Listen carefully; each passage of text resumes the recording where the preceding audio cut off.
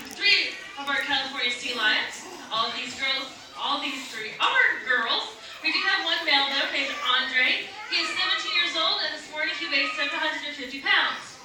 I know, that's pretty big. Now, that's actually pretty good for a male, especially around this time of year.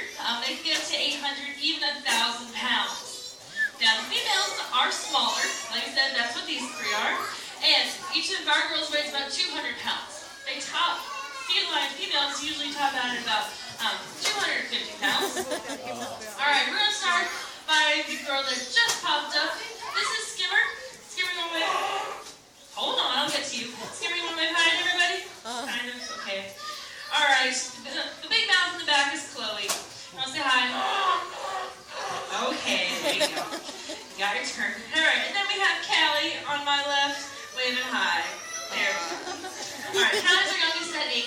Chloe was 22, Skimmer 24. Now, 22 and 24 might sound pretty old, and for a California sea lion, it would be.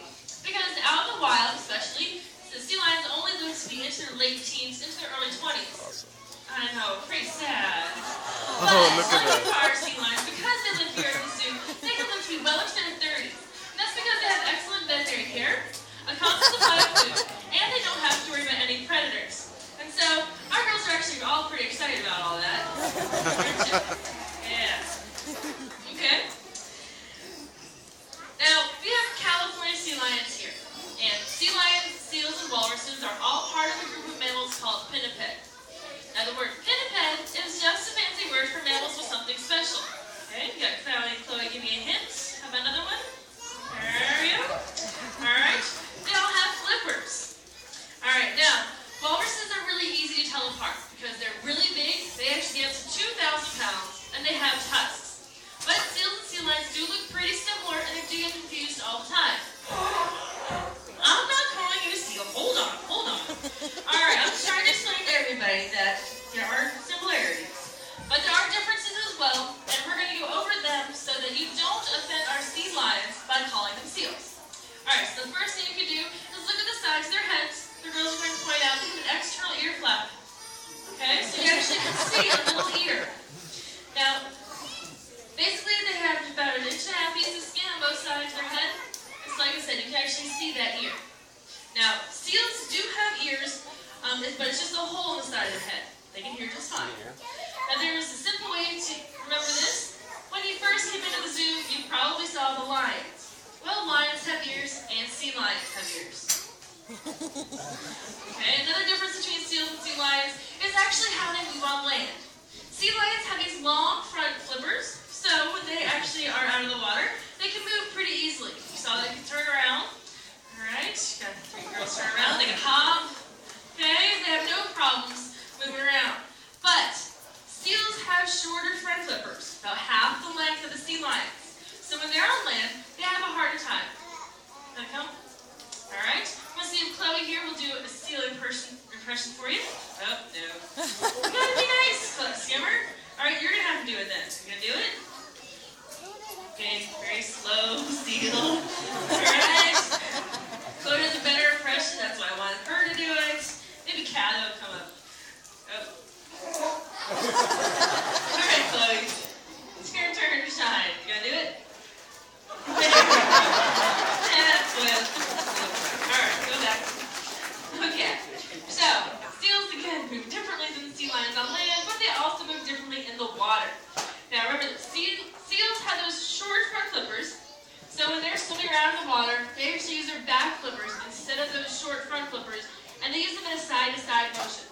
Now when sea lions swim, they take 1 or 2 strokes with those front flippers that are long and strong, and they tuck them in beside them, becoming very streamlined, as Chloe is demonstrating in the water for you.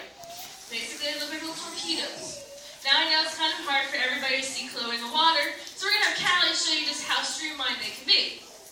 Callie, I said streamlined. Oh, you can do better than that. Callie. You gotta put both flippers up. Alright, give me a lady. Alright, so, like I said, they are little torpedoes. There we go. That's it.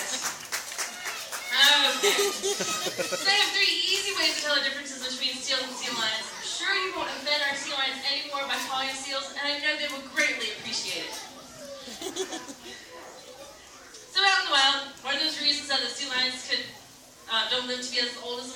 at the zoo. One of those reasons was because they don't have any predators here. Now, if they were out in the wild, though, they would have two different predators that they have to worry about. Okay, one of them is a killer whale, and the other one Chloe likes to show off. I'm getting there. You gotta show them. What is it? I know, it's pretty scary, Callie. It's shark.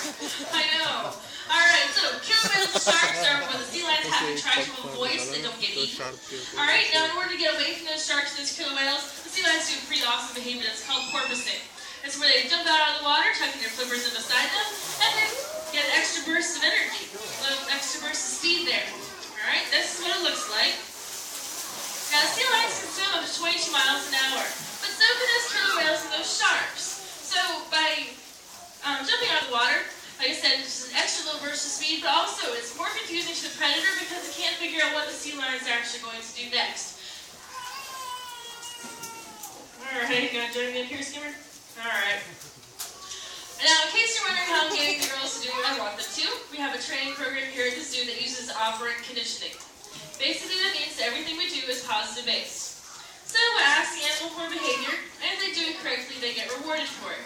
In the sea lion's case, they get rewarded with fish because fish is what they really love.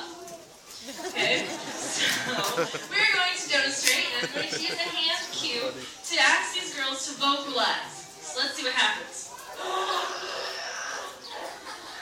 Alright, they all vocalize, they all get a piece of fish. Works out great when they do the right thing, but of course that's not always the case. Sometimes they decide to swim, sometimes they decide to sleep, especially during shows. It makes for a pretty boring show where they all decide to do it. But, what happens if you guys don't do the right behavior, girls? Chloe, that is not what happened. There are no sea lions thankings. I don't know what you're telling them. Callie, you too? Okay. If they don't do the right behavior, they just don't get rewarded. If they don't get punished, we'll just save their fish for later. I might ask the same behavior again to see if maybe, we didn't communicate properly. I might ask for a different behavior, but we don't punish them. Like I said, we'll save the fish for later and make sure they get it at a later time. Now, we try to make this as fun for them as possible so they want to participate, though. Because, like I said, they have the options of just swimming off. They have really sharp teeth. They weigh more than I do, so I really don't want to try to argue with that.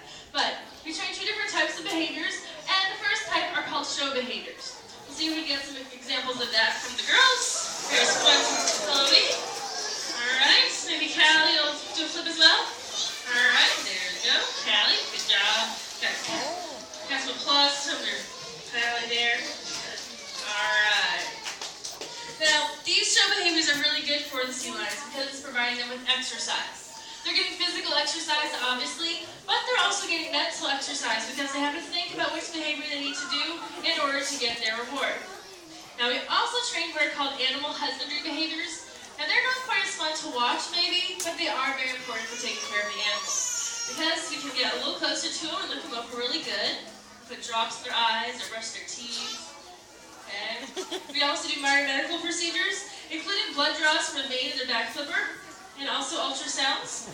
Okay, Chloe's laying down with her belly exposed, so like we would do with an ultrasound. The other two were prepared for blood draws. Now, it's really important that we are able to do these with them because whenever we actually have to do the procedure, they're a lot less stressed. So that means that the procedure will go a lot smoother and it works out in everybody's best interest. Now I know that you guys came to see those show behaviors, so I promise we'll do some more in just a little bit. We're going to talk a little more about sea lions in general first. Okay, out in the wild again. Sea lions.